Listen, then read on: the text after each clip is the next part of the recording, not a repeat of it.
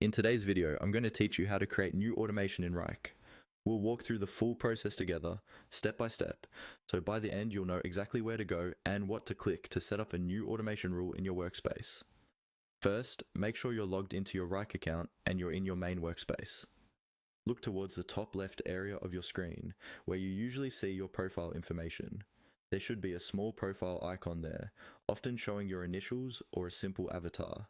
Go ahead and click on that profile icon. This is where Wrike keeps a lot of your personal and account-related options. When you click the profile icon, a drop-down menu will appear. From this menu, you want to look for the option labeled Settings. This is the area where you can configure how Wrike behaves for your account and your organization. Click on Settings to open the main settings page. Once the settings page loads, you'll see different sections or tabs down the left-hand side. Among those options, look for one called Automation. This is a dedicated place in Wrike where you can manage all of your automation rules, including creating new ones and editing existing ones. Click on Automation to open that section.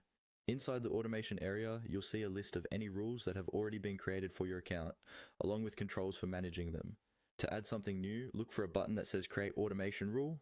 This is usually placed prominently near the top or upper right area of the automation page. Click on Create Automation Rule to start building your new rule.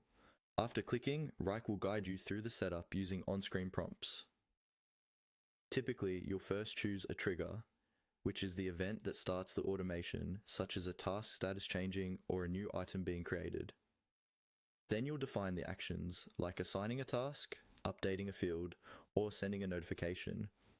Carefully read each prompt, select the options that fit your workflow, and confirm your choices before saving. Take your time with these prompts because the way you configure them will determine how your automation behaves. When everything looks correct, finish the guided setup and your new automation rule will be created and activated in Wrike.